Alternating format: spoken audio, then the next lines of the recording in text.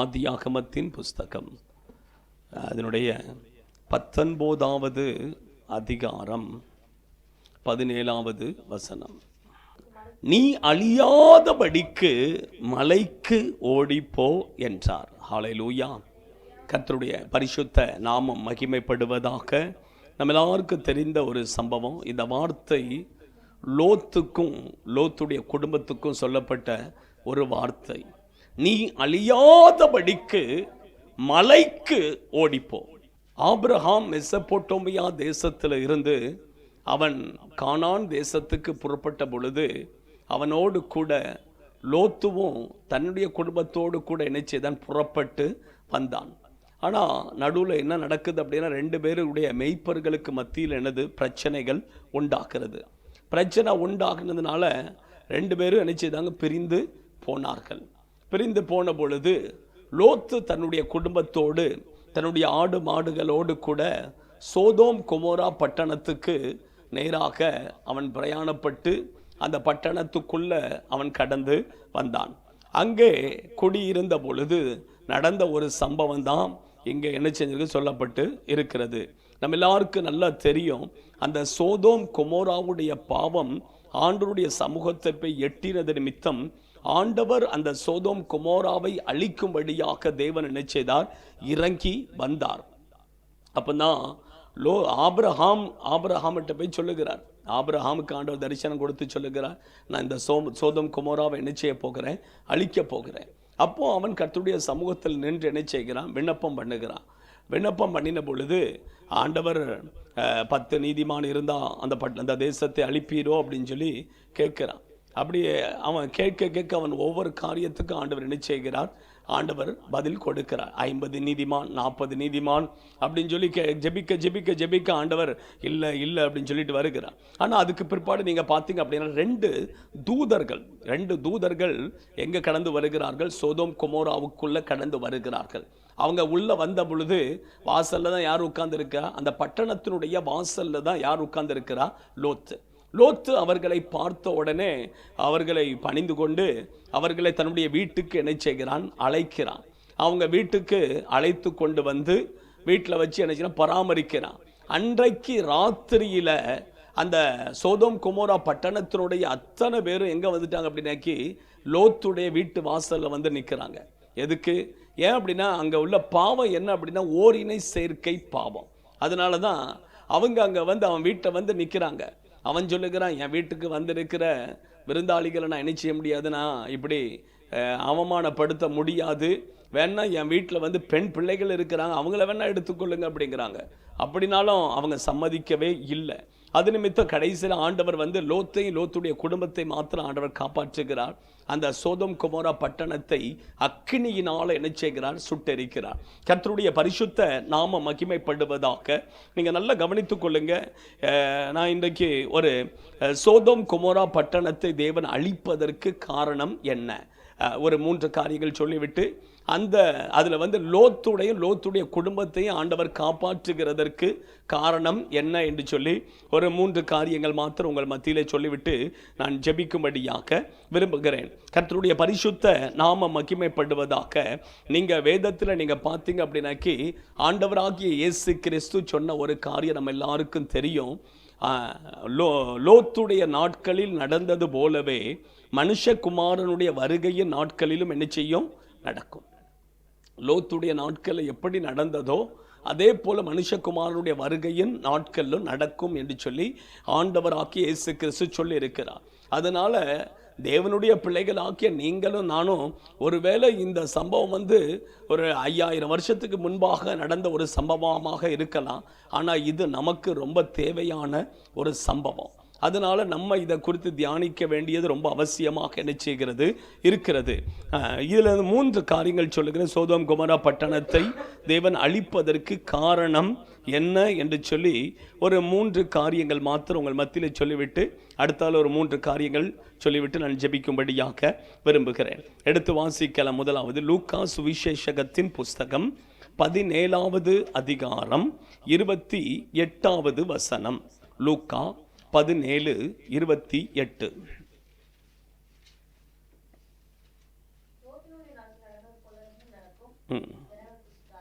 லோத்துடைய நாட்களில் நடந்தது போலவே நடக்கும். ஜனங்கள் புசித்தார்கள், குடித்தார்கள், கொண்டார்கள்,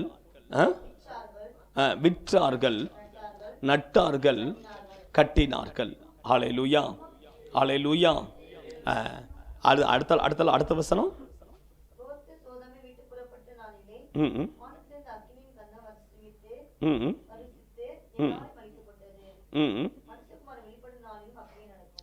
நீங்க நல்லா கவனித்துக் கொள்ளுங்க. நல்ல ஒரு வார்த்தை. லோத்துடைய நாட்களில் நடந்தது போலவே நடக்கும் அப்படின்னு சொல்லிட்டு அடுத்தாப்புல சொல்லுகிறார், ஜனங்கள் புசித்தார்கள், குடித்தார்கள், கொண்டார்கள், விற்றார்கள், நட்டார்கள், கட்டினார்கள். நீங்க ஒரு 6 காரியம் அங்க என்ன செய்து சொல்லப்பட்டிருக்கிறது. எத்தனை காரியம்? 6 காரியம் சொல்லப்பட்டிருக்கிறது. இதுதான் அங்க அவங்களுடைய பாவம் அப்படிங்கிற மாதிரி ஆண்டவர் என்ன செய்கிறாங்க சொல்லுகிறார். ஏன்னா அந்த நாட்களில் ஜனங்கள் எப்படி இருந்தாங்க அப்படிங்கிறத ஆண்டவர் என்ன செய்கிறார், வெளிப்படுத்துகிறார். நீங்க நல்லா கவனித்துக் கொள்ளுங்க. இப்போ இதுல சொல்லப்பட்டிருக்கிற 6 காரியங்கள் சொல்லப்பட்டிருக்கிறது. நீங்க நல்லா கவனித்து பாருங்க. புசித்தார்கள், குடித்தார்கள், கொண்டார்கள், விற்றார்கள், நட்டார்கள், கட்டினார்கள். இது 6 காரியமும் உங்களுக்கு பார்க்க எப்படி தெரியுது? பாவமா தெரியுதா? இது 6 காரியம் சொல்லப்படுது. 6 காரியமே என்னது? பாவமா தெரியுதா உங்களுக்கு? யோசிச்சு பாருங்க. பாவமா தெரியுதா? புசித்தார்கள், சாப்பிட்றது பாவமா? குடிக்கிறது பாவமா? தண்ணி குடிக்கிறது, குடினாக்கி அந்த குடி கிடையாது, தண்ணி தான். தண்ணி குடிக்கிறது பாவமா? அதில் அடுத்தால சொல்லுதாரு. அடுத்தால கொண்டார்கள். கொண்டார்கள் அப்படின்னாக்கி பெண் கொண்டார்கள், பெண் கொடுத்தார்கள். அதுதான் திருமணம் முடிக்கிறது பாவமா? திருமணம் முடிக்கிறது பாவமா? யோசிச்சு பாருங்க. அடுத்தால சொல்ல விற்றார்கள். ஆமா, வீடு விற்கிறோம், வாங்குறோம். அடுத்த நிலத்தை விற்கிறோம், வாங்குறோம்.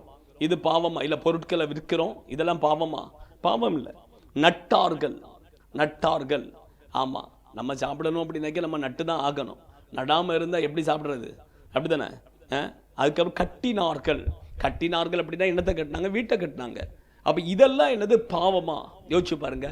இதெல்லாம் பாவம் அல்ல. ஆனால் என்ன அப்படின்னாக்கி இதெல்லாம் செய்யறது தவறு அல்ல.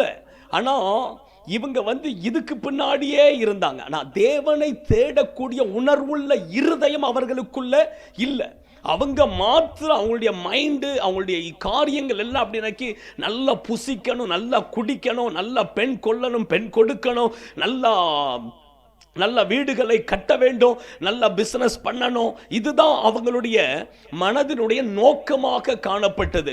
ஆனால் தேவனுக்கு அவங்க கொடுக்க வேண்டிய ஸ்தானத்தை அவங்க என்ன செய்யல, கொடுக்காம இதெல்லாம் செய்ததுனால ஆண்டவர் சொல்லுகிற இதெல்லாம் எனது பாவம் அப்படிங்கிறார். நீங்க நல்லா கவனித்துக் கொள்ளுங்க. தேவனுடைய பிள்ளைகளாக்கிய ஆண்டவருக்கு நம்ம கொடுக்க வேண்டிய நேரத்தையும், ஆண்டவருக்கு கொடுக்க வேண்டிய இடத்தையும், ஆண்டவருக்கு கொடுக்க வேண்டிய காரியங்களை கொடுத்துட்டு நம்ம இதெல்லாம் செய்யும் பொழுது அது தப்பு கிடையாது. இதெல்லாம் செய்யும் பொழுது அது என்ன கிடையாது? தப்பு கிடையாது. தேவனுடைய பிள்ளைகளாக்கிய நீங்க உலகத்துல பாத்தீங்க அப்படின்னாக்கி இன்னைக்கு உலக மனுஷங்க எப்படி இருக்கிறாங்க அப்படின்னா இப்படிப்பட்ட ஒரு சூழ்நிலையில தான் என்ன செய்யறாங்க, இருக்கிறாங்க. அவங்களுக்கு கடவுளை தேடுறதுக்கு டைமும் கிடையாது, ஆண்டவரை தேடணும் அப்படிங்கிற எண்ணமும் கிடையாது, உணர்வு கிடையாது. உணர்வு இல்லாம ஜனங்கள் மாத்திரம் இதுல தான் நல்லா சாப்பிடணும், நல்லா மேரேஜ் திருமணம் முடிக்கணும், நல்லா என்ன செய்யணும், வீடுகளை கட்டணும், நல்லா வாங்கணும், விற்கணும். இதே குறிக்கோள் தான், இதே நோக்கத்தில் தான் உலகம் என்ன செஞ்சு போயிட்டு இருக்குது. அதுதான் ஆண்டவர் ஜனங்களுக்கு கடவுளை தேடணும் அப்படிங்கிற உணர்வுள்ள இருதயம் ஜனங்களுக்கு இல்லை. அதனால தான் தேவன் என்ன செய்தார், அதுதான் ஆண்டுடைய பார்வையில் என்னது?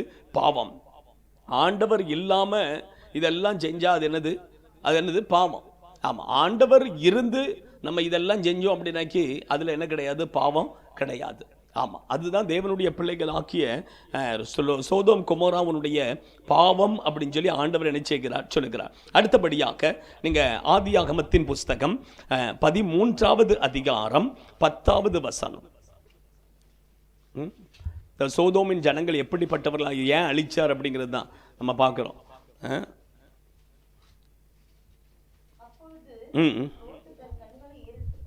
லோத்து தன் கண்களை ஏறெடுத்து பார்த்து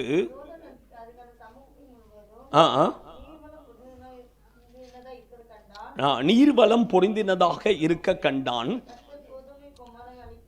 கர்த்தர் சோதோமையும் கொமோராவையும் அழிக்கும் முன்னே அது கர்த்தருடைய தோட்டத்தை போலவும் எகிப்து தேசத்தை போலவும் இருந்தது. நீங்க நல்லா கவனித்துக் கொள்ளுங்க. ரெண்டு காரியம் அங்க சொல்லப்பட்டிருக்குது. ஒன்னு, அந்த சோதோம் கொமோரா பார்க்கிறதுக்கு எப்படி இருந்தது அப்படின்னாக்கி, ஒன்னு கர்த்தருடைய தோட்டத்தை போலவும், ரெண்டாவது எகிப்து தேசத்தை போலவும் இருந்தது. கர்த்தருடைய தோட்டத்தை போலவும் எகிப்து தேசத்தை போலவும் இருந்தது. இப்ப கர்த்தருடைய தோட்டம் அப்படின்னா என்னது? கர்த்தருடைய தோட்டம் அப்படின்னா என்னது? ஏதேன், ஏதேன் தோட்டம். ஏதேன் தோட்டம் தான் கர்த்தருடைய தோட்டம். அப்போ அங்க வந்து கர்த்தருடைய தோட்டம் அப்படின்னாக்கி அங்க வந்து ஒரு தேவனோடு உள்ள ஒரு ஐக்கியம், தேவனோடு உள்ள ஒரு உறவு. அதே நேரத்தில் அடுத்த ஸ்டெப் சொல்லுகிறார், அது வந்து எகிப்தை போல இருந்தது. எகிப்தை, எகிப்து அப்படின்னாக்கி என்னது? எகிப்துனா என்னது சொல்லுமா? எகிப்துனா என்னது சொல்லுங்க? எகிப்துனா என்னது சொல்லுங்க? பாவம், உலகம். பாவம், உலகம். நீங்க ஒரு பக்கத்துல பாத்தீங்க அப்படின்னாக்கி ஏதேன் தோட்டத்தை போல, இன்னொரு பக்கத்துல பார்க்க போனாக்கி உலகம். ஒரு பக்கத்துல பார்க்க போனா பரிசுத்தம், இன்னொரு பக்கத்துல பார்க்க போனா உலகம். ஒரு பக்கத்துல பார்க்க போனா, புரியுதா உங்களுக்கு? ரெண்டுமே ஒன்னு சேர்ந்து என்ன செய்ய முடியாது, இருக்கவே முடியாது. ரெண்டுமே எங்க இருக்குது அப்படின்னா நமக்குள்ளதான் இருக்குது. ரெண்டுமே எங்க இருக்குது? நமக்குள்ள. ஆமா, நமக்குள்ள வந்து உலகமும் இருக்குது, நமக்குள்ள பரிசுத்தமும் என்ன இருக்குது? இருக்கு. நமக்குள்ள தேவனும் இருக்கிறார், உலகமும் நமக்குள்ள என்ன செய்கிறது? இருக்கிறது. அதுதான் அந்த அந்த சோதோம் கொமோரோடைய நிலவரம் அப்படிதான் இருந்தது. அதான் ஆண்டவர் என்ன சொல்றார் அப்படின்னாக்கி, நீங்க வெளிப்படுத்துற விசேஷத்துல நீங்க பாத்தீங்க அப்படின்னாக்கி, ஆண்டவர் ஒன்னு நீ குளிரா இரு, இல்லைன்னா நீ என்ன செய்யி, அனலா இரு. ரெண்டுக்கும் நடுவில் நிக்காது அப்படின்னு சொல்லி சொல்லுதாரு. ஆமா, வாசிங்க வெளிப்படுத்தின விசேஷம். இல்ல அப்படின்னா நான் உன்னை நினைச்சேன் வாந்தி பண்ணி போடுவேன் அப்படிங்கிறாரு. வாசிங்க 3வது அதிகாரம் 16வது வசனம்.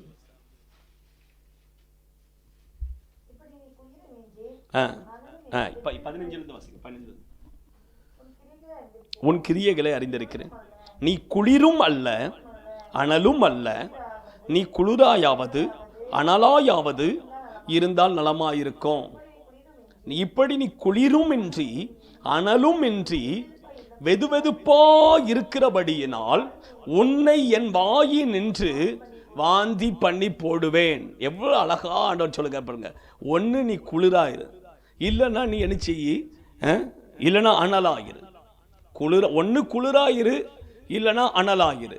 நீ குளிரும் இல்லாம நீ அனலும் இல்லாம நீ ரெண்டுக்கும் நடுல முடிச்சுக்கிட்டு இருந்த அப்படின்னாக்கி ஆண்டவர் சொல்ல, நான் உன்னை வாந்தி பண்ணி போடுவேன் அப்படிங்கிறாரு. ஒன்னு உலகத்தோடு கூட உலகத்துல இருக்கணும், இல்ல அப்படின்னாக்கி ஆவிக்குரியவர்களாக இருக்கணும். உலகத்துக்குரியவர்களாக இருங்க, ஒன்னும் பிரச்சனை இல்லை. ஆவிக்குரியவர்களாக இருங்க, ஒன்னும் பிரச்சனை இல்லை. பாதி ஆவிக்குரியவர்கள், பாதி உலகத்துக்குரியவர்கள். சர்ச்சுக்கு வந்த ஆவிக்குரியவர்கள், வெளியே போயாச்சு அப்படின்னா உலகத்துக்குரியவர்கள். அதான் இப்படிதான் சோதோமுடைய நிலைமையும் இப்படிதான் என்ன செய்தது, காணப்பட்டது. அதனாலதான் பாருங்க, லோத்து அந்த தேசத்தை பார்த்த பொழுது ஒரு பக்கத்துல பார்க்க போனா அது தேவனுடைய தோட்டத்தை போல என்ன செய்தது, காட்சி அளித்தது. இன்னொரு பக்கத்துல பார்க்க போனா எகிப்து தேசத்தை போல என்ன செய்தது, காணப்பட்டது. அதுதான் உண்மையான நிலவரம். அப்படிதான் நம்ம ஆட்களையும் பாருங்க, சர்ச்சுக்கு வரும்போது பார்த்தா அப்படியே ஒரு பரிசுத்தவான் மாதிரி இருக்கும். ஆனா அதே நேரத்தில் வெளியே போகும்போது எங்கேயாவது நம்ம பார்த்துட்டோம் அப்படின்னாக்கி அவ்வளவு உலகமே எங்க இருக்கும், அவங்க கிட்ட தான் இருக்கும். ஆமா, சர்ச்சுக்கு வரும்பொழுது ஒரு ட்ரெஸ்ஸு, வெளியே போனா இன்னொரு ட்ரெஸ்ஸு, காலேஜுக்கு போனால் நம்ம பிள்ளைலாம் பார்க்கவே முடியல. அவங்கள மாதிரி ஃபேஷன் உலகத்தில் இருக்க முடியாது. ஆமாம், யோசிச்சு பாருங்க. அது ஆண்டவருக்கு என்ன சொல்லுதார் அப்படின்னா, ரெண்டும் நமக்கு என்ன இருக்கக்கூடாது, ரெண்டும் நமக்குள்ள என்ன செய்யக்கூடாது. சோதோமில் ரெண்டுமே காணப்பட்டது. ரெண்டுமே என்ன செய்தது, ஒன்று பரிசுத்தமாக ஆண்டுடைய வழியில் கரெக்டாக அப்படியே அடிச்சேன்னு போயிடணும். இல்லை அப்படின்னா உலகத்தோடு உலகமா அப்படியே அடிச்சுச்சனும், சரி நானும் உலகத்தோடு உலகமா போறேன் அப்படின்னு போயிடணும். ரெண்டும் இல்லாமல் இருந்தால் ஆண்டவர் சொல்ல வாந்தி பண்ணி போடுவேன் அப்படிங்கிறாரு. அதுதான் சர்ச்சுக்கு வரும்பொழுது நம்ம எப்படி இருக்கிறோமோ அப்படிதான் நம்ம எல்லா இடத்துலையும் என்ன செய்யணும், இருக்கணும். ஏன் இங்கே வரும்போது மட்டும் ஒரு ட்ரெஸ்ஸு, வெளியே போனால் ஒரு ட்ரெஸ், ஏன் அப்படின்னு கேட்கேன். இங்கே வந்தால் கழுத்தில் சால் இருக்குது, வெளியே போனால் கழுத்தில் சாலெல்லாம் இல்லை, அதெல்லாம் எங்கேயோ பறந்துருது. அப்படி அது ஏன் அப்படின்னு கேட்கேன். அப்போ இது வேஷம் தானே, இது வேஷமா இல்லையா? ஒரு பக்கத்தில் பார்க்க போனால் எப்படி ஏதேன் மாதிரி, இன்னொரு பக்கத்தில் பார்க்க போனால் எகிப்து மாதிரி. அப்போ ஆண்டுடைய, அதனால தான் ஆண்டுடைய கோபம் என்ன செய்தது வந்தது. அப்போ தேவனுடைய பிள்ளைகள் பாருங்க, உங்களை எந்த எந்த ஆங்கிளில் பார்த்தாலும் சரி உங்களுக்கு எப்படி தெரியணும், அது ஏதேன் மாதிரி தான் இருக்கணும். அங்கே எகிப்து கொஞ்சம் கூட என்ன செய்யக்கூடாது, உள்ள நுழையவே கூடாது. அதான் ஏசாயா தீர்க்கதரிசியின் மூலமாக ஆண்டவர் சொல்லுகிறார், எகிப்தின் நிழல்ல கூட நீங்கள் என்ன செய்யக்கூடாது, போயிடக்கூடாது அப்படிங்கிற. ஏசாயா 30வது அதிகாரத்தை சொல்லுகிறார் பாருங்க, வாசிங்க. எகிப்தின் நிழல் கூட நம்ம மேல என்ன செய்யக்கூடாது, தெரியவே கூடாது. வாசிங்க ஏசாயா 30:2.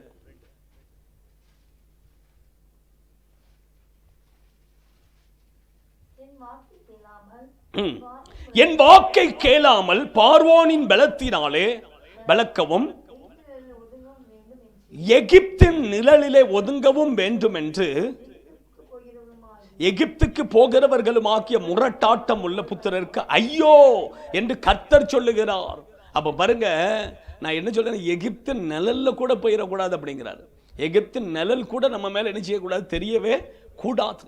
அப்ப தேவனுடைய பிள்ளைகள் பாருங்க, ஏன்னா நம்ம இயேசு சொல்லிட்டாரு, நான் உலகத்தான் அல்லாதது போல இவர்களும் உலகத்தார் அல்ல. ஆமா, இவர்களும் உலகத்தார் அல்ல. அதனால் நமக்குள்ள நம்ம எங்க போனாலும் நம்ம இப்படிதான் இருக்கணும். நம்ம எங்க போனாலும் என்ன செய்யணும், இப்படிதான் இருக்கணும். ஆமா, ஏதேன் தோட்டத்தை போல நம்ம என்ன செய்யணும், இருக்கணும். அதுதான் தேவன் என்ன செய்கிறார், எதிர்பார்க்கிறார். அப்பதான் நம்ம ஆண்டுடைய வருகையில் என்ன செய்ய முடியும், போக முடியும். வருகிற கோபத்துக்கு நம்ம என்ன செய்ய முடியும், தப்பித்துக் கொள்ள முடியும். அப்ப தேவனுடைய பிள்ளைகள் ஆக்கிய, அதான் ஒரு சோதம் குமராவை பார்த்தா ஒரு பக்கத்துல பார்த்தா எகிப்தை போலவும், இன்னொரு பக்கத்துல பார்த்தா ஏதேன் தோட்டத்தை போல. ஒரு பக்கத்துல பார்த்தா தேவனோடு கூட நல்ல ஒரு ஐக்கியம், இன்னொரு பக்கத்தில் பார்த்தாக்கி உலகத்தோடு உள்ள ஒரு ஐக்கியம். இது நமக்கு என்னது தேவை இல்லை. நமக்கு தேவனோடு தான் நமக்கு என்னது ஐக்கியம் தேவை. உலகத்தோடு நமக்கு என்ன வேண்டி இருக்குது. அப்போ தேவனுடைய பிள்ளைகள் அதை ரொம்ப கவனமாக நம்ம நிச்சயம் இருக்கணும். அடுத்தபடியாக அங்கே காணப்பட்டது என்ன அப்படின்னாக்கி, வாசிங்க ஆதியாகமம் 13:13.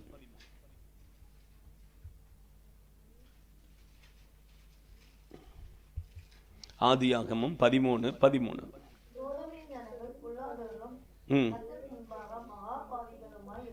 சோதோமின் ஜனங்கள் பொல்லாதவர்களும் கர்த்தருக்கு முன்பாக மகா பாவிகளுமாய் இருந்தார்கள். ஹல்லேலூயா. மூன்றாவதாக நான் சொல்லுகிறேன், அவர்கள் மகா பாவிகளாக இருந்தார்கள். ஆண்டவர் சோதோமை ஆண்டவர் அழிக்கிறதற்கு காரணம், அவர்கள் மகா பாவிகளாக என்ன செய்தார்கள், இருந்தார்கள். அவங்க செய்த அவங்களுக்குள்ள இருந்த பாவம் என்ன அப்படின்னு பார்த்தீங்க அப்படின்னாக்கி, நீங்கள் யூதா எழுதின நிருபம் அதனுடைய முதல் ஒரே ஒரு அதிகாரம் தான், 7வது வசனத்தை வாசிங்க. யூதா எழுதின நிருபம்.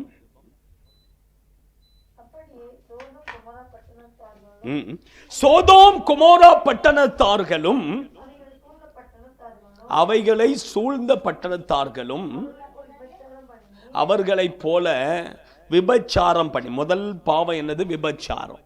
முதல் பாவம் என்னது, விபச்சாரம். இரண்டாவது அந்நிய மாம்சத்தை தொடர்ந்து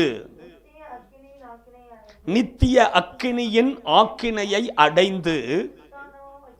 நீங்க நல்ல, அவங்களுக்கு அக்கினியினால் அந்த பட்டணத்தை ஆண்டவர் அழித்ததற்கு காரணம், முதல் பாவம் என்னது, விபச்சாரம். ரெண்டாவது பாவம் ஓரினை சேர்க்கை, அந்நிய மாம்சத்தை தொடர்ந்து. விபச்சாரம், முதல் பாவம் என்னது, விபச்சாரம். ரெண்டாவது அந்நிய மாம்சத்தை தொடர்ந்து ஓரினை சேர்க்கை பாவம். இந்த ரெண்டு பாவமும் தான் அங்கே பயங்கரமாக தலைவிரிச்சு என்னது ஆடுனது. அதனால தான் ஆண்டவர் அந்த பட்டணத்தை என்ன செய்தார், அக்கினியினால அழிச்சார். அப்போ தேவனுடைய பிள்ளைகள் விபச்சாரம் விபச்சாரத்துக்கு கடைசியில் முடிவு என்னதுனாக்கி அக்கினி தான். கடைசியில் முடிவு என்னது, அக்கினி தான். அப்போ தேவனுடைய பிள்ளைகளாக்கிய நாம் ரொம்ப கவனமாக என்ன செய்யணும், இருக்கணும். இயேசு கிறிஸ்து ஒரே வார்த்தையில் சொல்லிட்டு போயிட்டாரு.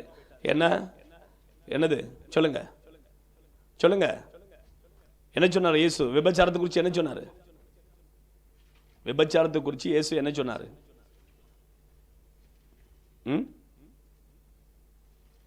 சொல்லுங்க, வசனமே தெரியாதா? இயேசு விபச்சாரத்தை குறித்து என்ன சொன்னார்? வாசிங்க. மத்தேயு 5:28.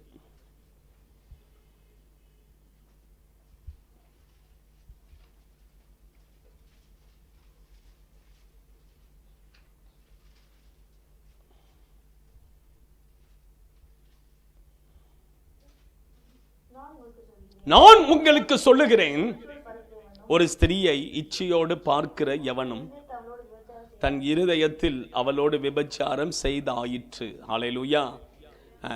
ஆமாம், இச்சையோடு பார்த்தாலே போதும். நம்ம என்னது, நம்ம விபச்சாரம் செய்யணும்னு அவசியம் இல்லை, பார்த்தாலே போதும். அதுதான் என்னது, விபச்சாரம் அப்படிங்கிறாரு. அப்போ தேவனுடைய பிள்ளைகள் ஆக்கிய இப்படிப்பட்ட காரியங்கள் நம்ம இடத்துல என்ன செய்யக்கூடாது, காணப்படக்கூடாது. இதெல்லாம் சோதோமின் பாவம். இன்னும் நீங்க வாசிக்கல, எரேமியா தீர்க்கதரிசியின் புஸ்தகத்துல அங்க சொல்லும்போது சொல்லுகிறார், சோதோமின் பாவம் அப்படின்னு சொல்லி ஒரு 5-6 காரியம் இருக்குது. அந்த வசனம் எங்க சொல்லுங்க,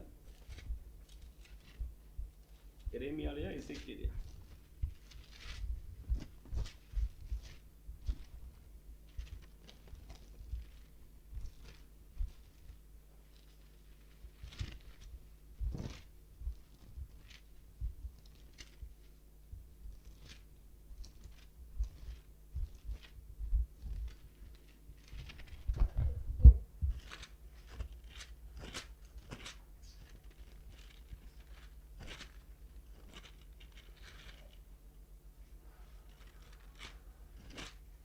எங்க இருக்குது?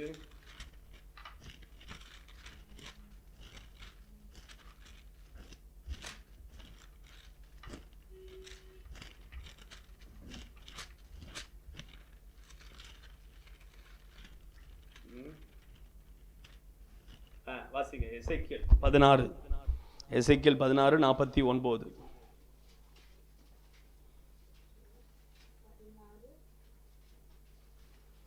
16:49.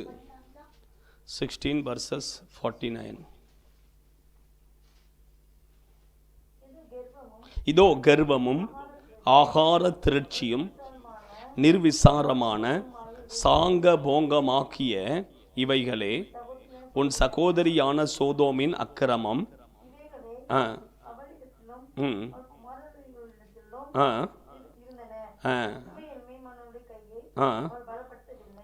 நீங்கள் நல்லா, இதுதான் யாருடைய பாவம், சோதோமுடைய. இப்படி நிறைய இருக்குது. இப்படி இன்னும் நிறைய நினைச்சுக்கிறது, சோதோமுடைய பாவத்தை குறித்து பார்க்க போனால் நிறைய காரியங்கள் நினைச்சுக்கிறது இருக்குது. ஆனால் நான் ஒரு 3 காரியத்தோடு நினச்சிட்டேன், முடிச்சிட்டேன். என்ன அப்படின்னாக்கி, முதல்ல என்னது, உணர்வு இல்லை. எல்லாம் செஞ்சாங்க, ஆனால் தேவனை சார்ந்து நினைச்சலை, எதையுமே செய்யலை. அதனால தான் அது பாவம். அடுத்தாப்புல ஒரு பக்கத்தில் உலகம், ஒரு பக்கத்தில் கர்த்தர். 2வது 3வது விபச்சாரம். இது எல்லாம் பாவத்தின் மித்து தான் ஆண்டவர் சோதோமை நினைச்சதார், அழிச்சார். இப்போ நான் சொல்லுகிறேன், அந்த சோதோமை தேவன் அழித்த பொழுது ஆண்டவர் லோத்துடைய குடும்பத்தை மாத்திரம் ஆண்டவர் நினைச்சதார், பாதுகாத்தார். லோத்துடைய குடும்பத்தை மாத்திரம் ஆண்டவர் நினைச்சதார், பாதுகாத்தார். லோத்துடைய குடும்பத்தை ஆண்டவர் பாதுகாக்கிறதற்கு காரணம் என்ன? ஒரு 3 காரியங்கள் 4 காரியங்கள் சொல்லிவிட்டு நான் ஜெபிக்கும்படியாக விரும்புகிறேன்.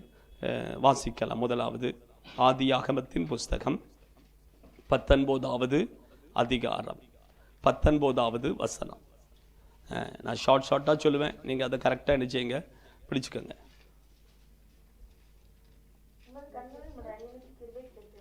உம்முடைய கண்களில் உமது அடியேனுக்கு கிருபை கிடைத்தது. ஆமென், ஹல்லேலூயா.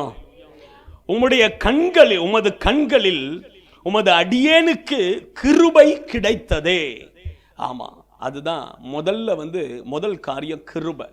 ஆண்டவருடைய கண்கள்ல என்ன கிடைச்சது? கிருபை கிடைச்சது.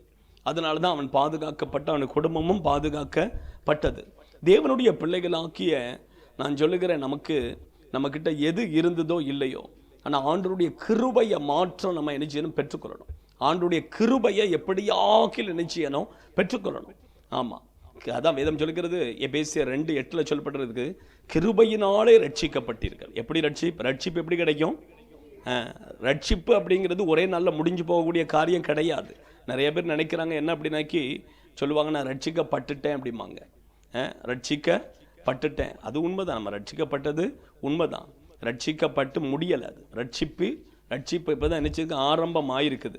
அது முடிகிறது எப்போ முடியும் அப்படின்னாக்கி ஆண்டுடைய வருகையில் ஒரு மனுஷன் எடுத்துக்கொள்ளப்படும் பொழுது அவனுடைய ரட்சிப்பை நிச்சயம் பூரணமாக்கும். அதுதான் உண்மை. வாசிங்க எபேசியர் 2:8.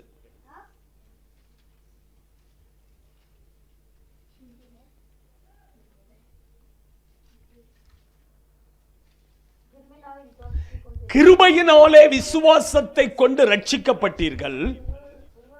இது உங்களால் உண்டானது அல்ல, இது தேவனுடைய ஈவு. ஹல்லேலூயா. தேவன் நமக்கு கொடுத்திருக்கிற ரட்சிப்பு இது எப்படி வந்தது அப்படின்னா கிருபையினால வந்தது. இது எப்படி வந்தது? கிருபையினால வந்தது. ஆமா, இதுல பெருமை பாராட்டுறதுக்கு எதுவுமே கிடையாது. எதுவுமே என்னது கிடையாது. இது ஆண்டவர் நம்ம மேல கிருபையாக அவர் நமக்கு இந்த ரட்சிப்பை என்ன செஞ்சிருக்கிறார், கொடுத்திருக்கிறார். இது ஒரு ஈவு, இது ஒரு ஈவு, இது கிருபை. எபேசியர் 2:8. எபேசியர் 2:8. ஆமா, எபிசியோं की पत्री दूसरा अध्याय 8वां वचन. ஆமா, கர்த்தருடைய பரிசுத்த நாமம் மகிமைப்படுவதாக.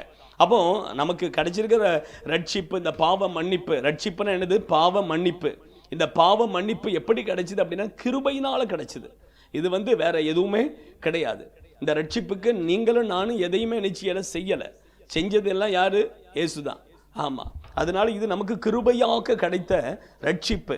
இந்த ரட்சிப்பை நம்ம என்ன செஞ்சிடக்கூடாது? இழந்து போயிடக்கூடாது. இந்த ரட்சிப்பை நம்ம என்ன செஞ்சிடக்கூடாது? இழந்து போயிடக்கூடாது. ஏன் அப்படின்னாக்கி தாவீது ஒரு இடத்துல சங்கீதம் 51 சொல்லுகிறான், உங்களுடைய ரட்சிப்பின் சந்தோஷத்தை எனக்கு திரும்ப தாரும் அப்படின்னு சொல்லி கேட்கிறான். காரணம் என்ன அப்படின்னா அவன் ரட்சிப்பை என்ன செஞ்சுட்டான்?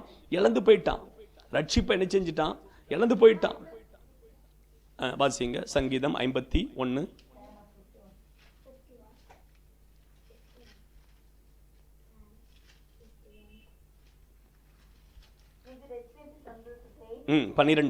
உம்முடைய ரட்சணியத்தின் சந்தோஷத்தை திரும்பவும் எனக்கு தந்து உற்சாகமான ஆவி என்னை தாங்கும்படி செய்யும்.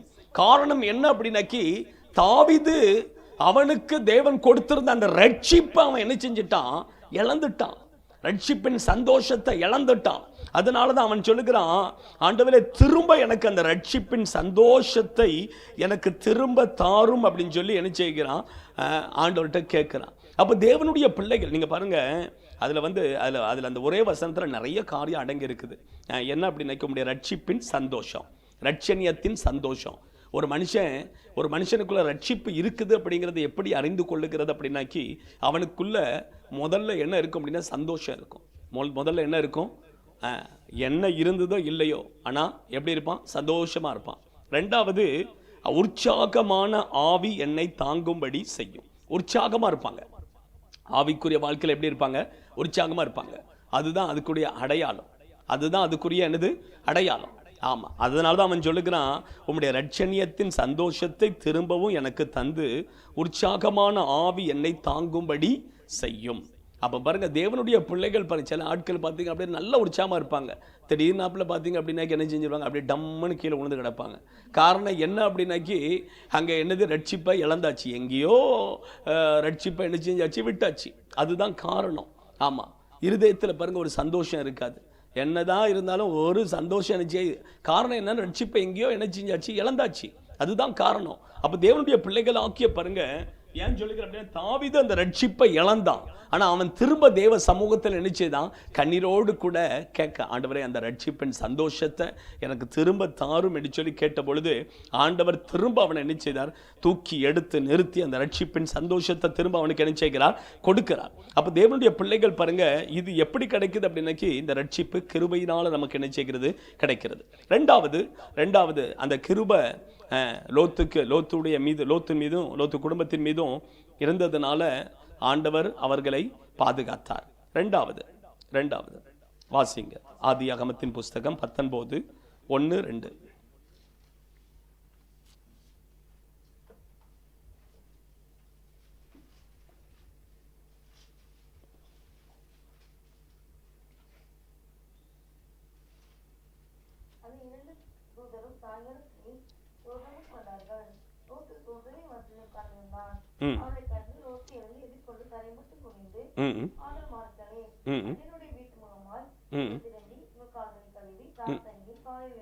பிரயாணப்பட்டு போகலாம் என்றான். ம் அதற்கு அவர்கள், அப்படி அல்ல, வீதியிலே நடக்கவும் என்றார்கள். ம் ம் அவன் அவர்களை மிகவும் வருத்தி கேட்டுக்கொண்டான். ம் ம் அப்போது அவனிடத்தில் திரும்பி அவன் வீட்டிலே தெரிவித்தார்கள்.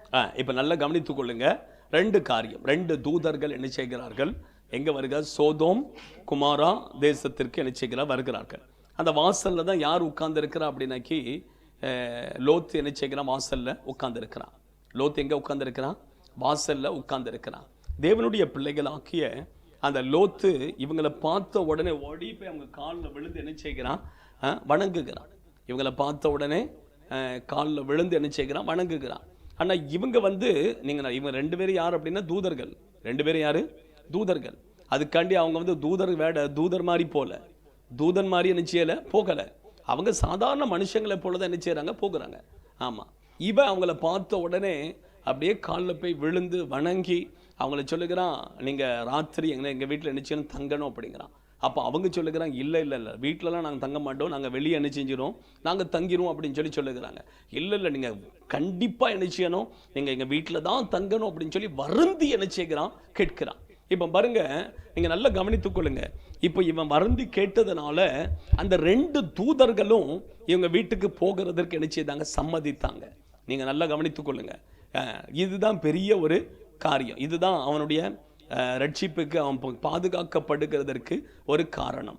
இந்த ரெண்டு தூதர்களையும் அவன் தன்னுடைய வீட்டுக்கு அழைத்து கொண்டு போனதுனால, அவன் தன்னுடைய வீட்டுக்குள் ஏற்றுக்கொண்டதுனால அவன் பாதுகாக்கப்பட்டான். தேவனுடைய பிள்ளைகளாக்கிய இந்த ரெண்டு தூதர்களும் எதை காண்பிக்கிறது அப்படின்னாக்கி, நான் நிறைய காரியத்தை சொல்லலாம், ஆனால் இது எதை காண்பிக்கிறது அப்படின்னாக்கி நீங்கள் நல்லா கவனித்துக் கொள்ளுங்க. வாசிங்க யோவான் சுவிசேஷகத்தின் புஸ்தகம் 3வது அதிகாரம் 5வது வசனத்தை வாசிக்கலாம்.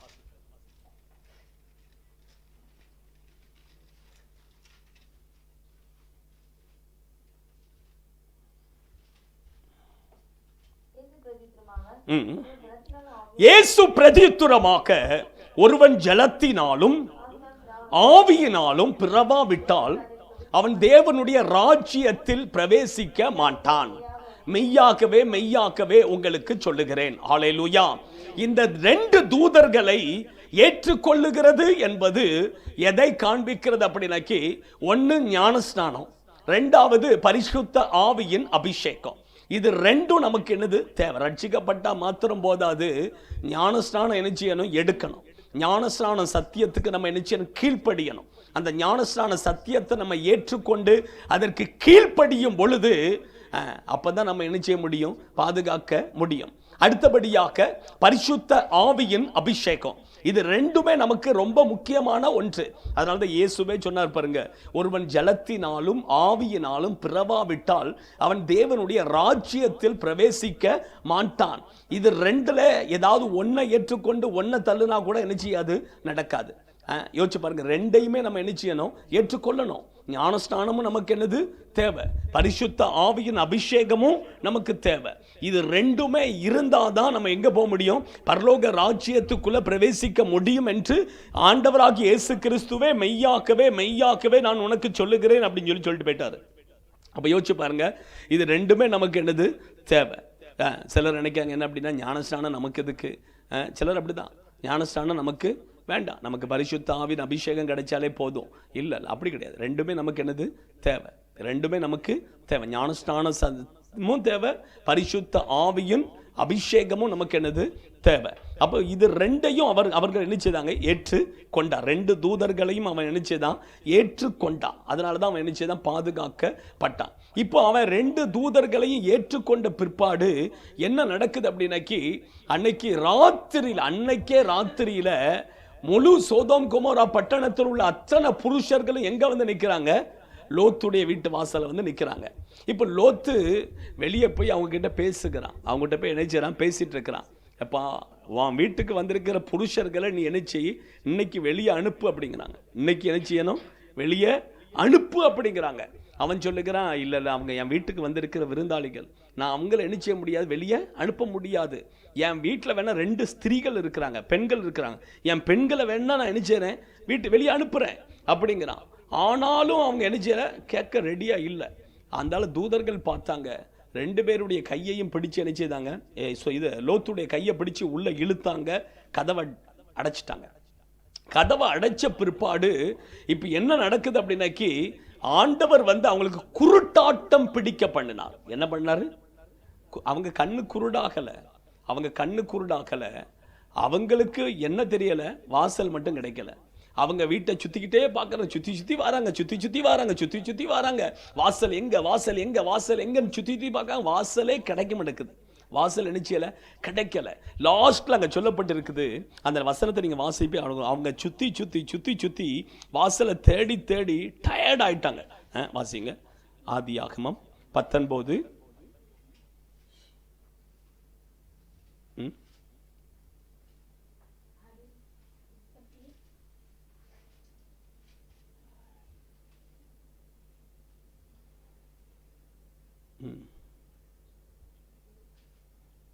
ஆ 11. சிறியோரும் பாருங்க, யாரெல்லாம் பார்த்தீங்களா, சிறியோரும் பெரியோரும் ஆக்கிய மனிதருக்கு, அங்க சின்ன பிள்ளைங்களும் அப்படிதான், பெரியவங்களும் அப்படிதான். ஆமா, குருட்டாட்டம் பிடிக்க பண்ணினார்கள். அப்பொழுது அவர்கள் வாசலை தேடி அழுத்து போனார்களாம். வாசலை தேடி என்ன செஞ்சிட்டாங்க, அழுத்து போயிட்டாங்க, டயர்ட் ஆயிட்டாங்க.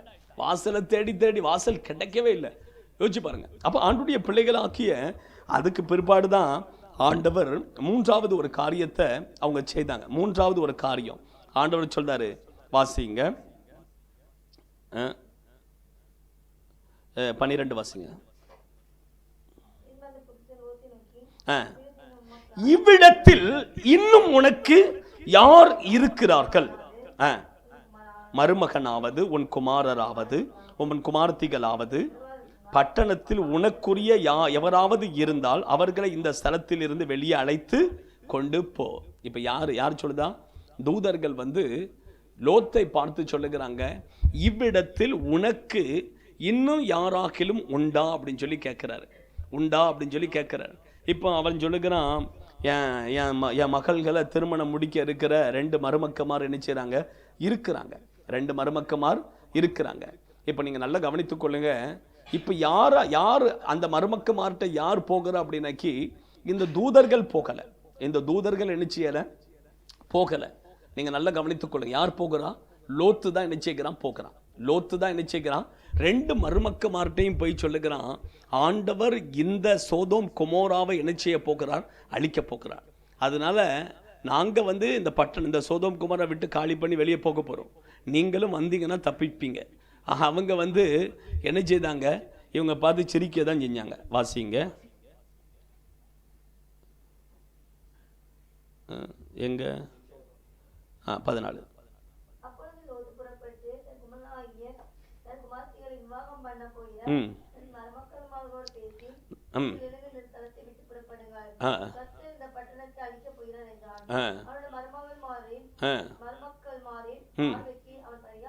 அவன் பரியாசம் பண்ணுகிறதாக கண்டது. எப்படி கண்டது?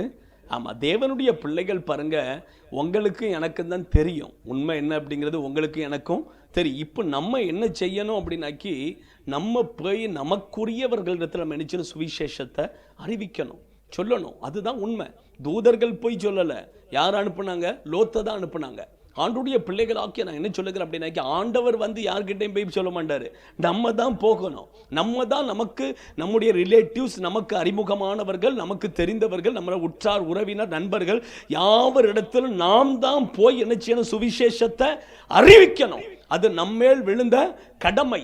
அவங்க வந்தாங்களோ வரலையோ, அவங்க அந்த சுவிசேஷத்தை ஏற்று கொண்டார்களோ இல்லையோ, ஆனா அறிவிக்க வேண்டியது நம்முடைய கடமை. இப்போ பாருங்க, இவங்க அறிவித்தாங்க, அவங்க என்ன செய்ய பரியாசம் பண்ணாங்க. அவங்க என்ன செய்தான், இவளுக்கு வேற வேலை இல்லை, இவ எப்பவுமே இயேசு இயேசு இயேசு அல்லேலியா அல்லேலியான்னு சொல்லிட்டு அலையிறா, இவளுக்கு வேற வேலையே கிடையாது அப்படின்னு தான் சொல்லுவாங்க. அப்படிதான் பரியாசம் பண்ணுவாங்க. ஆனா நீங்க பாருங்க என்ன நடந்தது அப்படின்னாக்கி, ஆண்டவர் இவங்களை என்ன செய்தாரு, பாதுகாத்தார். இவங்க அதுலயும் என்ன செய்தாங்க, தாமதித்து கொண்டிருந்த பொழுது ஆண்டவரை இழுத்து கொண்டு போய் என்ன செஞ்சிட்டாரு, விட்டுட்டாரு. அப்ப தேவனுடைய பிள்ளைகள் ஆக்கிய நான் ஏன் சொல்லுகிறேன் அப்படின்னா, சுவிசேஷம் அறிவிக்கணும். சுவிசேஷம் என்ன செய்யணும், நம்ம அறிவிக்கணும். அப்பதான் நம்ம பாதுகாக்கப்பட முடியும். ஆமா, அதனால நம்ம சுவிசேஷம் அறிவிப்பது நம்மேல் விழுந்த கடமை. முதல்ல அவன் பாதுகாக்கப்பட்டதுக்கு காரணம் ஆண்டவருடைய கிருபை கிடைத்தது. ஆண்டவருடைய கண்களில் கிருபை கிடைத்தது. ரெண்டாவது 2 தூதர்களை ஏற்றுக்கொண்டது. மூன்றாவது சுவிசேஷம் அறிவித்தது. நான்காவது நான் இன்னும் சொல்லுவேன், மலைக்கு இந்த சமபூமியில் எங்கும் நிகழாமல் எங்கே போ, மலைக்கு போ. மலை என்பது எதை காண்பிக்கிறது? ஒரு பக்கத்தில் அது இயேசு கிறிஸ்துவை காண்பிக்கிறது, இன்னொரு பக்கத்தில் சபையை இணைச்சேகிறது காண்பிக்கிறது. ஆமாம், எனக்கு வேதத்தில் சங்கீதத்தை சொல்லு, எனக்கு ஒத்தாசை வரும் பர்வதத்துக்கு நேராக என் கண்களை ஏறெடுக்கிறேன். ஆமாம், நமக்கு என்ன எபிரேயரில் சொல்வது, அந்த கண்மலை கிறிஸ்து அப்படின்னு சொல்லப்பட்டிருக்குது. அதனால் நமக்கு ஒன்று அது எதை காண்பிக்க, இயேசுவை காண்பிக்கிறது. ரெண்டாவது அது சபையை இணைச்சேகிறது காண்பிக்கிறது. நம்ம எல்லாரும் அப்படி எழுந்திருக்கலாமே. அப்படியே கண்களை மூடி அப்படியே ஆண்டவரை நோக்கி பார்க்கலாம். சோதோம் குமோரா ஆண்டவர் அழித்தார். லோத்தையும் லோத்துடைய குடும்பத்தையும் பார்த்து ஆண்டவர் சொன்னார், உன் ஜீவன் தப்ப நீ ஓடிப்போ, மலைக்கு ஓடிப்போ, உன் ஜீவன் தப்ப நீ ஓடிப்போ அப்படின்னார். ஓடு, நிக்காத, ஓடு, நிக்காத. உன் ஜீவன் தப்பிக்கணும் அப்படின்னா நீ ஓடு, உன் ஜீவனை பாதுகாக்கணும் அப்படின்னா நீ நிக்காத, இந்த சம பூமியில நிக்காத, ஓடு.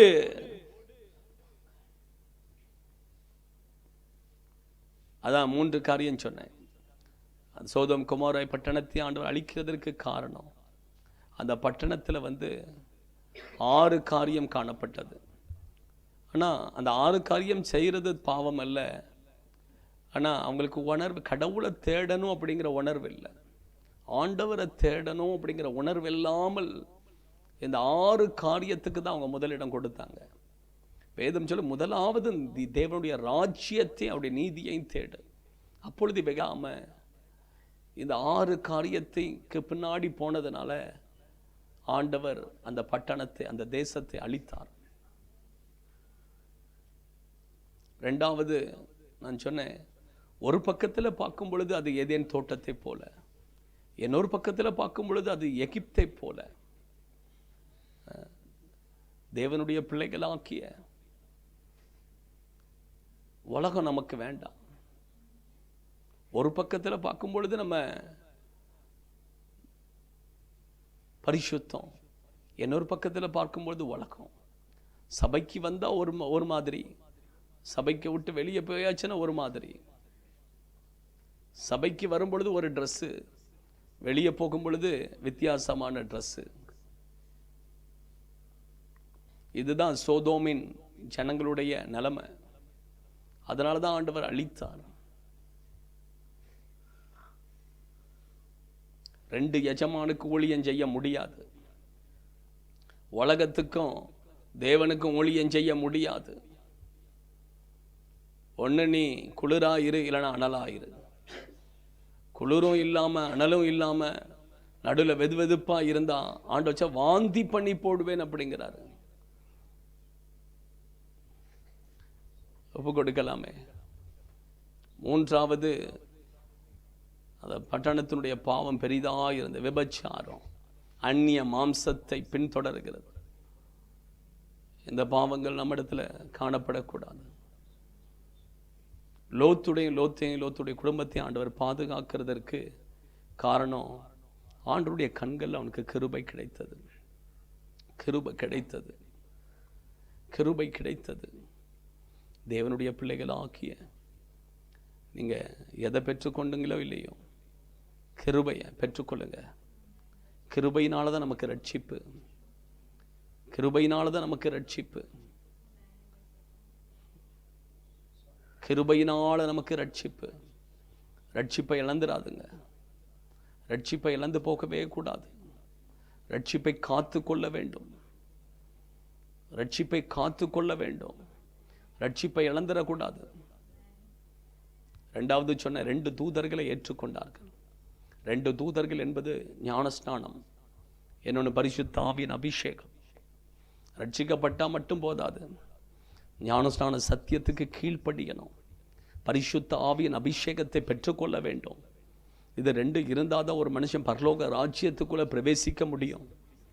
இது ரெண்டு ரொம்ப முக்கியமானது. ஞானஸ்நான சத்தியத்துக்கு கீழ்ப்படியுங்க, பரிசுத்த ஆவியின் அபிஷேகத்தை பெற்றுக்கொள்ளுங்க. மூன்றாவது சொன்னேன், சுவிசேஷத்தை அறிவிக்கணும். சுவிசேஷத்தை அறிவிக்கணும். நம்ம தான் போய் சொல்லணும். நம்முடைய உற்றார் உறவினர் நண்பர்களுக்கு நம்ம தான் போய் சுவிசேஷத்தை சொல்லணும். நம்ம தான் சுவிசேஷத்தை சொல்லணும். ஓ ஹல்லேலூயா, ஹல்லேலூயா, ஹல்லேலூயா. ஓ ஆண்டவருடைய சமூகத்தில் அப்படியே ஒப்பு கொடுக்கலாமே. கொஞ்சம் அப்படியே வாய் திறந்த ஆண்டவருடைய சமூகத்தில் ஓ ரிபாலா தீரா ராஷா காலா ரிஹந்துருபெக்கதினா ரிக்கபோரி அந்துருபெக்கதினா ரிபல பல பல பல ஷகலரி அந்துரியா ரிக்கபா கபா கபா கபா கபா. எல்லாரும் அப்படியே வாயை திறந்து அப்படியே ஆண்டவரை துதிக்கலாமே. கர்த்தரை மகிமைப்படுத்தலாமே, கர்த்தரை மகிமைப்படுத்தலாமே, கர்த்தரை மகிமைப்படுத்தலாமே. ஓ சோதோம் கொமோரா பட்டணத்தின் மீது ஓ கர்த்தருடைய சமூகத்தில் அக்கினி இறங்கி ஓ ஹல்லேலூயா, ஓ ஹல்லேலூயா. லோத்துடைய நாட்களில் நடந்தது போலவே மனுஷகுமாரனுடைய வருகையின் நாட்களில் நடக்கும் என்று சொல்லி ஆண்டவராகிய இயேசு கிறிஸ்து சொல்லி இருக்கிறார். ஓ லோத்துடைய குடும்பம் எப்படி பாதுகாக்கப்பட்டதோ அதே போல தேவனுடைய ஜனங்களாக்கிய ஓ நம்முடைய குடும்பம் பாதுகாக்கப்பட வேண்டும். நம்முடைய குடும்பம் பாதுகாக்கப்பட வேண்டும். ஓ ஹல்லேலூயா. ஆண்டவர் உன் ஜீவன் தப்ப ஓடி போ. ஓ சமபூமியில் நில்லாதே, உன் ஜீவன் தப்ப ஓடி போ. உடா ரதா ரா ஷகலா ரிகபாதுனா ரிஹந்துருபிக்கதினா நிக்கபோரி ஹந்துரியா கரோதுனா ரிகரோரி ஹந்துருபிக்கதினா ரிபல பல பல பல ஷகலரி ஹந்துரியா ஷிகபா Kaba Kaba Kaba Kaba ரிஹந்துரியா கரோதுனா நிகரோரி ஹந்துருபிக்கதினா. In the name of Jesus, இயேசுவின் நாமத்தினாலே ஆமென். உன் ஜீவன் தப்ப ஓடிப்போ, உன் ஜீவன் தப்ப ஓடிப்போ. இந்த சமபூமியில் எங்கும் நில்லாதே. ரிபாலா தீரா ராஷா காலா ரிஹந்துருபெக்கதினா ஓ ரிபல பல பல பல ஷகலரி அந்துரியா கரோபலா. இதுக்கு நடுவில் ஒரு பெரிய காரியம் என்ன அப்படின்னாக்கி, லோத்துடைய மனைவி அவள் பெண்ணிட்டு பார்த்து ஒப்பு தூணாக மாறினாள். ஓ ஹல்லேலூயா, ஹல்லேலூயா. லோத்துடைய மனைவியை போல பெண்ணிட்டு பார்க்கவே கூடாது. பெண்ணிட்டு பார்க்காதுங்க. ஓ பெண்ணிட்டு பார்க்காதுங்க. ஓ பெண் திரும்பவே கூடாது. ஓ ஹல்லேலூயா, ஹல்லேலூயா, ஹல்லேலூயா. ஓ ஹல்லேலூயா, ஹல்லேலூயா. முந்தினவைகளை நினைக்க வேண்டாம், பூர்வமானவைகளை சிந்திக்க வேண்டாம் என்று சொல்லி வேதம் சொல்லுகிறது. ஓ பழைய காரியங்களை யோசிச்சுட்டு இருக்க கூடாது. ஓ ஹல்லேலூயா, ஹல்லேலூயா. பின்னால திரும்பி பார்க்கவே கூடாது. பின்னால திரும்பி பார்க்கவே கூடாது. பின்னால திரும்பி பார்க்கவே கூடாது. ஹல்லேலூயா. அப்படியே ஆண்டவருடைய சமூகத்தில் ஒப்பு கொடுக்கலாமே, ஒப்பு கொடுக்கலாமே. எங்கள் பரலோக தெய்வமே, நாங்கள் உமக்கு நன்றி செலுத்துகிறோம். அப்பா பிதாவே, நாங்கள் உம்மை உயர்த்துகிறோம். நீர் இன்றைக்கு எங்களோடு பேசின வார்த்தைகளுக்காக ஸ்தோத்திரம் அப்பா. கடந்து வந்த உடைய பிள்ளைகள் ஒவ்வொருவரை கர்த்தர் ஆசீர்வதிங்கப்பா. லோத்துடைய குடும்பத்தை போல ஆண்டவரே எங்களுடைய குடும்பங்களை கர்த்தர் பாதுகாப்பீராக, பாதுகாப்பீராக. ஆண்டவரே உம்முடைய கண்கள் எங்களுக்கு கிருபை கிடைத்தபடியால் உமக்கு ஸ்தோத்திரம், ஸ்தோத்திரம், ஸ்தோத்திரம், ஸ்தோத்திரம். ஆண்டவரே ஸ்தோத்திரம். எங்களை பாதுகாக்கிறபடியால் உமக்கு ஸ்தோத்திரம் அப்பா, ஸ்தோத்திரம் அப்பா. ஆண்டவரே உம்முடைய பிள்ளைகளை குடும்பமாக உம்முடைய கரத்தில் ஒப்பு கொடுக்கிறேன். கர்த்தர் ஆசீர்வதிப்பீராக, குறைவில்லாதபடிக்கு நடத்துவீராக. பெரிய காரியங்களை செய்யுங்க இயேசுவின் நாமத்தில் பிதாவே, ஆமென், ஆமென். என் ஆத்துமாவே கர்த்தரை ஸ்தோத்தரி, என் முழு உலகமே பரிசுத்த நாமத்தை ஸ்தோத்தரி. என் ஆத்துமாவே கர்த்தரை ஸ்தோத்தரி, அவர் செய்த சகல உபகாரங்களை மறவாது. ஆமென். நம்முடைய கர்த்தராகிய இயேசு கிறிஸ்துவின் கிருபையும் பிதாவாகிய தேவனுடைய அன்பும் பரிசுத்த ஆவியானவருடைய அந்நியமும் ஐக்கியமும் பாதுகாவலும் நம் அனைவரோடு கூட சகல பரிசுத்தவான்களோடு கூட ஆண்டவராகிய இயேசு கிறிஸ்து வருகை மட்டும் இருப்பதாக. ஆமென். அல்லேலூயா, அல்லேலூயா, அல்லேலூயா. யாவருக்கு இயேசு நாமத்தில் வாழ்த்துக்கள். ஸ்தோத்திரம்.